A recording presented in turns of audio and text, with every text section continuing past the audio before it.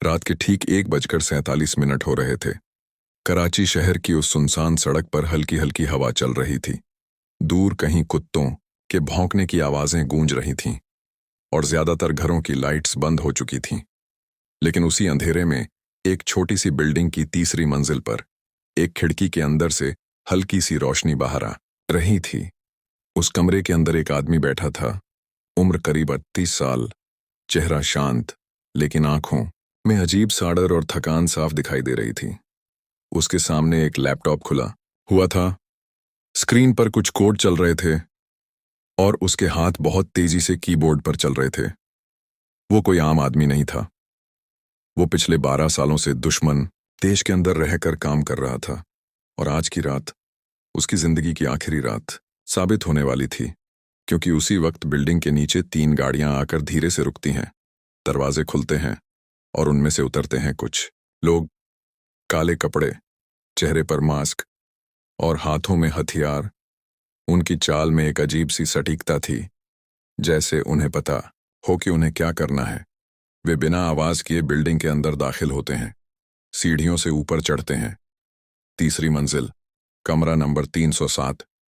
दरवाजे के बाहर कुछ सेकंड रुकते हैं और फिर एक जोरदार किक। दरवाजा टूटकर अंदर गिरता है। अंदर बैठा वो आदमी चौंक जाता है, लेकिन भागने की कोशिश नहीं करता। बस धीरे से खड़ा होता है और कहता है, आखिरकार तुम लोग आ ही गए। अगले ही पल उसे पकड़ लिया जाता है। हाथों में हथकड़ी, आंखों पर पट्टी, और बिना एक शब्द बोले उसे वहां से ले जाया जाता है। लेकिन ये सिर्फ एक गिरफ्तारी नहीं थी। ये एक ऐसी कहानी का अंत था जो करीब 15 साल पहले शुरू हुई थी। भारत के एक छोटे से शहर से, जहां एक लड़का अपने सपनों के साथ बड़ा हो रहा था।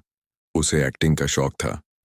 वो आईने के सामने खड़े होकर अलग अलग किरदार निभाया करता था। कभी पुलिस वाला, कभी सैनिक, कभी हीरो।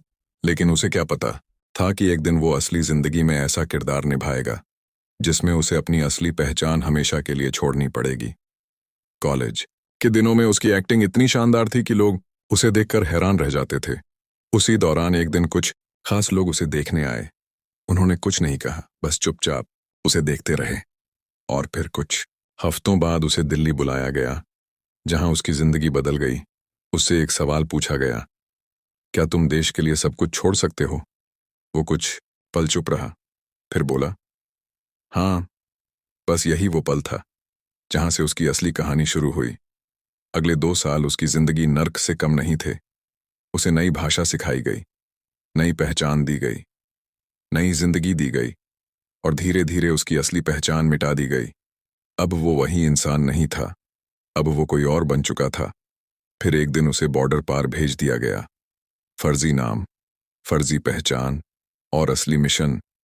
दुश्मन के बीच रहकर उसकी हर हरकत पर नजर रखना। शुरुआत आसान नहीं थी। हर कदम पर डर, हर पल मौत का खतरा। लेकिन धीरे धीरे उसने सबका भरोसा जीत लिया, दोस्त बनाए, नौकरी हासिल की, और फिर सिस्टम के अंदर घुस गया। अब वो वहीं था जहां उसे होना चाहिए था। लेकिन जितना वो ऊपर बढ़ता गया, उतना ही खतरा भी बढ़ता गया। हर छोटी गलती उसकी मौत बन सकती थी। लेकिन वो रुका नहीं, क्योंकि उसके लिए अब पीछे लौटना नामुमकिन था। फिर उसकी जिंदगी में एक लड़की आई, जिससे उसने शादी कर ली। अब वो सिर्फ एक एजेंट नहीं था, बल्कि एक पति, एक पिता भी बन चुका था। और यहीं से उसकी जिंदगी सबसे मुश्किल मोड़ पर आ गई, क्योंकि अब हर फैसला सिर्फ उसका नहीं था, उसके परिवार की जिंदगी भी उस पर निर्भर थी।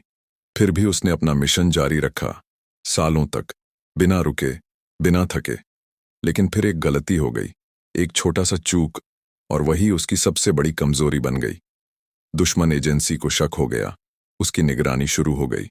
और फिर वो रात आई जब उसे पकड़ लिया गया। इसके बाद जो हुआ, वो किसी भी इंसान के लिए सहना आसान नहीं था। पूछताछ, टॉर्चर, मानसिक दबाव। लेकिन उसने कुछ नहीं बताया, एक शब्द नहीं, क्योंकि वो जानता था अगर उसने बोल दिया तो सब खत्म हो जाएगा। उसने सब सहा, आखिरी सांस तक, और आखिरकार एक दिन चुपचाप उसकी मौत हो गई। न कोई सलामी, न कोई सम्मान, बस एक अनजान कब्र। लेकिन वो हार कर नहीं मरा। वो अपने देश के लिए आखिरी दम तक खड़ा रहा। और शायद यही एक असली हीरो की पहचान होती है।